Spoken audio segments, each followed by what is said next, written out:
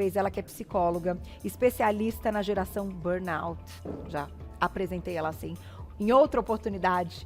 Lala Fonseca, bem-vinda. Tudo bom? Tudo bem, Carol? Foi um sucesso aquela pauta, né? Foi super pauta. Falar né? de maternidade, falar ótimo. desse lado aí nosso de mamães. E hoje, não menos sensível, falar de adoção e todos esses efeitos comportamentais, emocionais, enfim. A gente pensa em ganhos, em coisas maravilhosas, né, numa situação como essa, mas a gente sabe que as coisas podem acontecer de uma outra forma também. Então, precisa ter muito preparo, né? Sim. Na realidade, a gente precisa entender que a maternidade não tem devolução, né? Pois é. Acho que esse é o primeiro ponto. Olha que o papo vai ser bom. Então, eu vou ler uma nota para o pessoal de casa ter uma ideia e por que a gente trouxe o assunto. Que olha esses números durante a pandemia, gente. A pandemia da Covid-19 prejudicou muito o processo de adoção no país. Em 2020, primeiro ano da pandemia, a gente tivemos apenas 1.289 adoções registradas durante todo o ano em São Paulo, que é a maior capital do país. Segundo dados do Instituto Geração Amanhã, em 2021, o Brasil contabilizava quase 43 mil crianças e adolescentes na fila de adoção ou aptos a serem adotados. E a cada dia que passa, o número só cresce em todo o país. Contudo, o número de crianças e adolescentes adotados no Brasil aumentou em 2021 em comparação ao ano anterior. Só no estado de São Paulo houve um aumento de 29% no número de adoções, o que representa cerca de 558 jovens que encontraram um novo lar em um período de 2 meses. Então a gente quis colocar os números aqui também, porque eu acho que é um caso, né, para a gente pensar na situação. Acho que a Glaucia já quer colocar agora, Glaucia, os números na tela? Vamos colocar os números na tela então para todo mundo. Eu vou pedir para os meninos colocarem maiorzinho aqui para mim, porque tá um pouquinho distante ali para dar leitura. Olha lá. Realidade da adoção. 19,7% dos pretendentes só aceitam crianças que sejam brancas. 67% não aceitam adotar irmãos. 66,1% não são brancas. 61,1% têm irmãos. Para a gente ter uma ideia. Aí olha o próximo. Vou colocar aí na tela para vocês, para Lala já conversar junto com a gente. 91% só aceitam crianças até 6 anos, só que tem 92% de crianças de 7 a 17 anos, gente. Aí, ó, 65,6% só aceitam crianças sem doença alguma, mas a gente tem 25,3% de crianças que têm problemas de saúde. Lala, por onde a gente começa essa questão? Porque é difícil até, pensando nesses dados, a forma como as pessoas reagem e têm já as suas escolhas, né? Enfim, do que não querem. É uma coisa meio... Já começa aí, né? A parte comportamental. Exatamente, né? Porque, na realidade, se a gente avalia quando a gente decide ter uma criança do útero, do próprio útero, a gente gostaria de escolher algumas características, mas a gente não tem muita escolha, né? Exatamente. Nenhuma, né? Nenhuma. Nenhuma. Então, são questões assim, o quanto que é importante a maternidade para mim. É claro que essas perguntas todas existem, né, em função de ficar mais fácil a adaptação, tanto da família quanto da própria criança, porque uma criança rejeitada, talvez ela vai sofrer um abandono duplo, triplo, isso acontece. Sim. Ainda mais com crianças mais velhas. Sim. Então, é por isso que existem todas essas categorizações e perguntas, inclusive, né, Carol? E a gente sabe que é um processo que a cada momento e a cada fase dele existem as inseguranças dos dois lados, porque são várias as fases, até que as coisas se estabeleçam. Então, eu acho principalmente, queria que você comentasse como essa mulher que pretende, né, que está ali com muito amor para oferecer e quer fazer essa adoção, qual o principal, assim, eu diria, sentimento, claro que tirando o amor, que vai segurar todos esses momentos aí, que ela tiver que lidar, porque não é simples assim, né? Ela está sendo observada durante um período para saber se ela está apta a ter essa criança. Gente, isso é uma coisa para o nosso emocional bem complicada. o que a gente precisa entender, né, o que essa mãe talvez poderia entender de uma forma lógica o quanto que eu espero dessa criança, o que eu gostaria que ela fosse, né?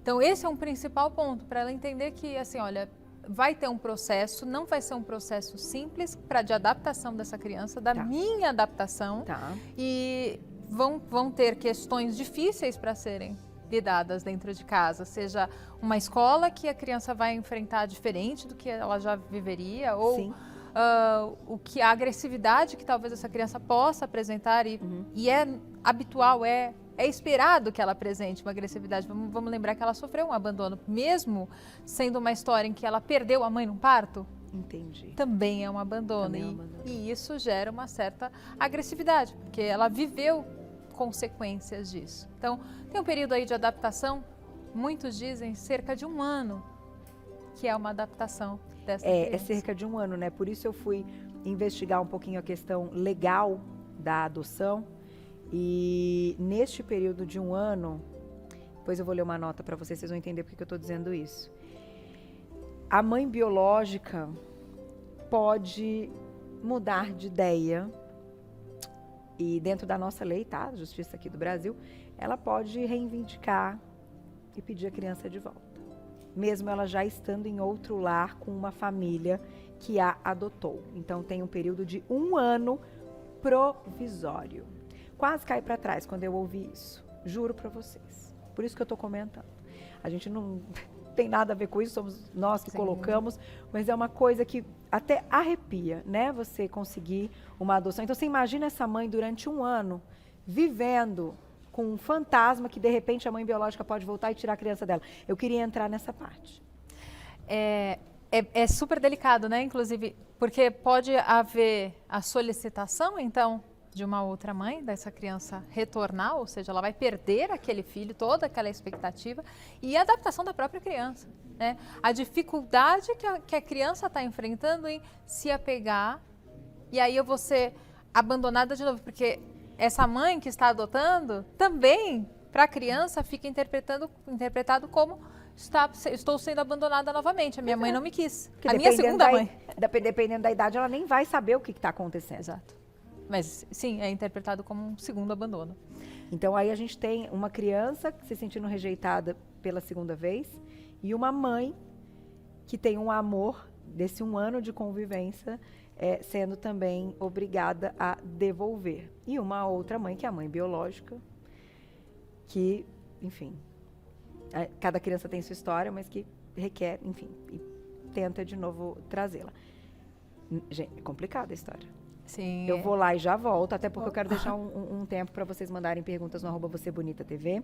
E já eu leio a nota para vocês de um caso que aconteceu, acabou ficando famoso e que também é importante a gente colocar aqui, né, para cada um tirar suas conclusões, porque não é brincadeira. Volto já, Lala. Vamos lá. Lala, vou ler uma nota. Ups. Pra vocês entenderem a história, tá? O que me fez ir investigar essa questão legal da coisa, que as pessoas não comentam, mas que eu acho que a gente tem que saber, gente. A gente tem que estar sempre... o máximo de informação que a gente tiver, né, sobre assuntos delicados, sensíveis, tal, a gente precisa entender. Então, vamos lá. Nos últimos meses, o caso do menino Josué tomou conta das redes sociais. Adotado no início de 2020 pela influenciadora Sara Pôncio, o menino de apenas 4 anos se acostumou, ai que belezinha, a conviver com a famosa família Pôncio, com regalias, né, uma qualidade de vida maravilhosa, por aproximadamente 1 ano, que foi o que eu falei para vocês. Contudo, em dezembro de 2021, Sara teve o processo de adoção interrompido, por pedido da mãe biológica.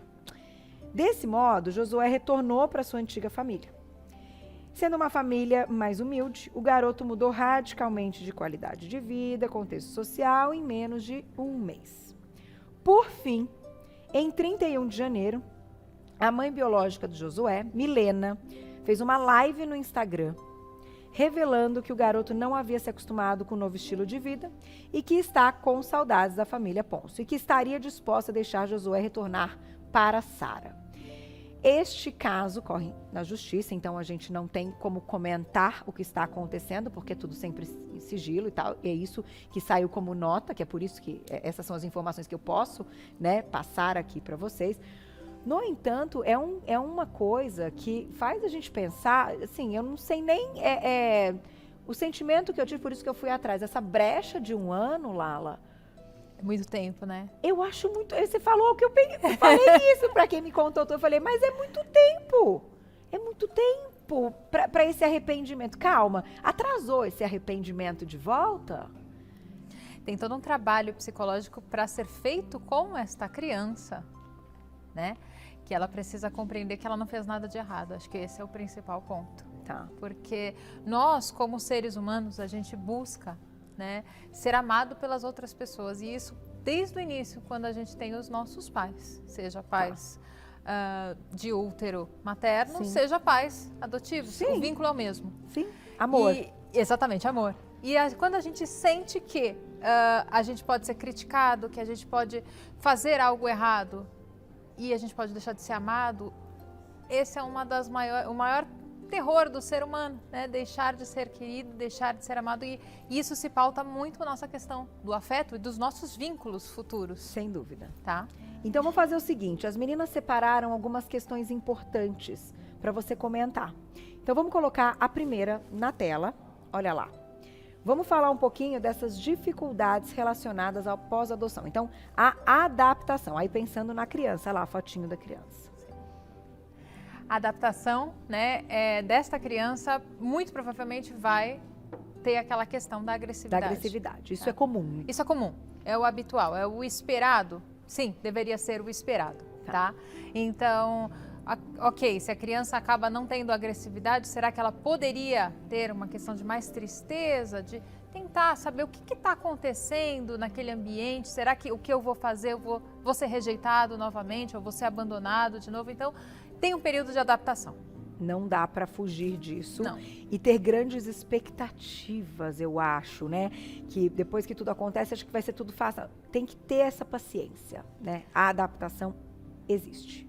Tem toda a expectativa daqueles pais que esperam a criança e passam por todo aquele processo, e aí quando vem a criança, eles acreditam muitas vezes que vai ser o universo ideal. Então, a expectativa. Então, nesse momento, tem que ter um pouco de paciência. Aí, ó, na sequência, vamos falar também das dificuldades relacionadas pós-adoção para a mãe, né? Então, desobediência. E até para a criança também, porque, né? Ai, gente, é tudo novo, né? É bastante delicado, até porque, Carol, se a gente avaliar por uma questão de quando a gente adota uma criança, a gente pode sentir pena dessa criança. E aí eu vou deixar de colocar alguns limites para essa criança. E aí isso pode acabar dando um problema futuro. Não, eu tenho que saber que filho, você não pode sujar o sofá todo de brigadeiro, né? Ah, eu não vou brigar com ele porque coitadinho, né? Ele já sofreu muito. Sofreu muito. Então, isso não pode acontecer. Isso não é o ideal para aquela criança. Ela precisa ter um lar seguro que coloque limites. Entendi. Não preciso ser agressivo. E eu não vou ser agressivo mesmo respondendo à agressividade da criança. Porque a criança pode ser agressiva. Filho, eu sei que você está nervoso nesse momento, então quando você se acalmar, eu volto. Né, tá. E deixar. Ou dar um abraço. Tem que ser um direcionamento, me diga se eu entendi, deixando de lado a questão adoção. Você é meu filho e eu tenho que pontuar. Exatamente. O que está acontecendo. A adoção só vem em pauta na nossa mente apenas no momento onde, ok, eu preciso ter calma porque essa criança pode não responder da mesma forma, mas... Entendi. Não seria dessa forma uma outra criança qualquer? Sim. Eu preciso entender e ter a segurança de quem é aquele ser humano que está na minha frente. De qualquer forma, é um ser humano. Entendi perfeitamente. Olha o próximo. Interessante essa visão. Curiosidade sobre a família biológica. A gente sabe que isso acaba sendo comum em determinado momento da vida ali. A pessoa se questiona e fala, puxa, queria saber um pouco mais dessa história. E é importante você ter uma referência, ter uma história do que aconteceu com você. Às vezes você não vai ter, mas existe uma fantasia de, tá? E isso é importante a gente ter uma noção de onde a gente veio, o que aconteceu com a gente para a gente chegar ali. E os pais vão ter a história deles.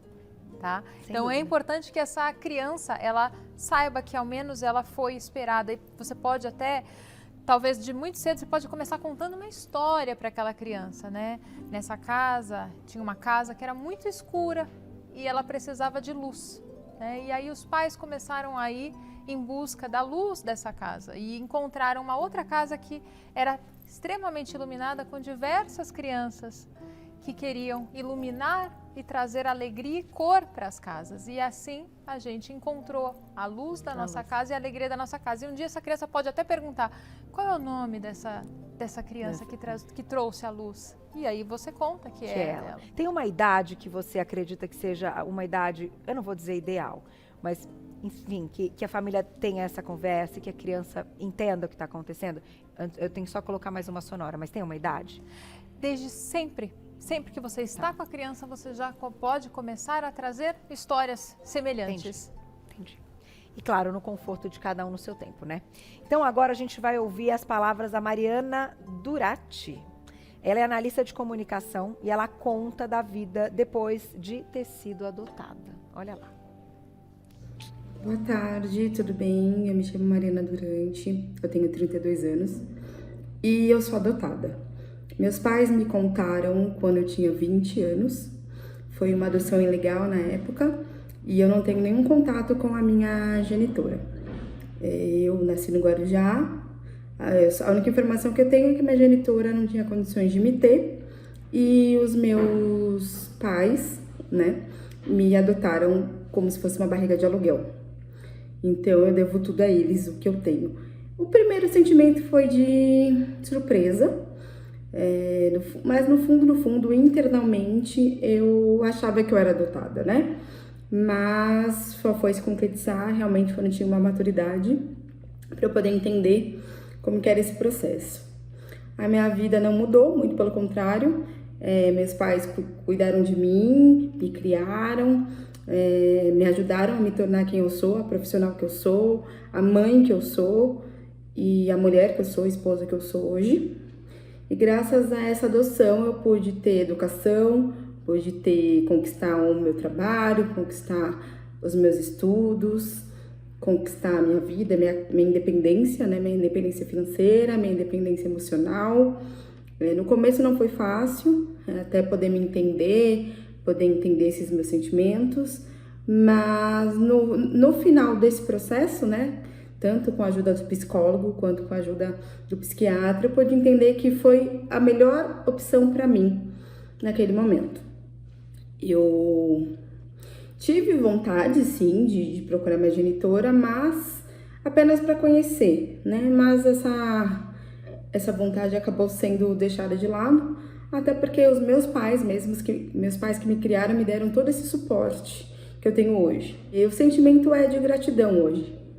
A princípio era de surpresa, de querer me entender, né, internamente, mas no final, com a maturidade, com o conhecimento que eu tenho hoje, o sentimento é 100% de gratidão.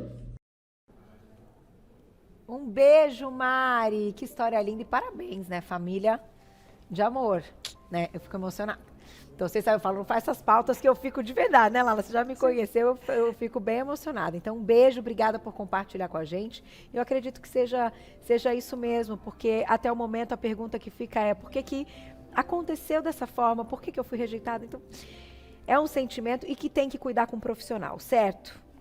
Acredito que assim, é a única forma, é a melhor forma, é a forma ideal, tanto da família, dos pais, como lidar, uma orientação de como lidar do que está acontecendo, quanto com a própria criança, para o desenvolvimento das relações de apego. Por exemplo, a verdade, ela precisa dessa orientação, dessa verdade, porque ela sente, e isso todas as crianças. Mentir para a criança, jamais, nunca é o ideal. É verdade. Vou te agradecer mais uma vez, Lala Fonseca, psicóloga especialista na geração burnout.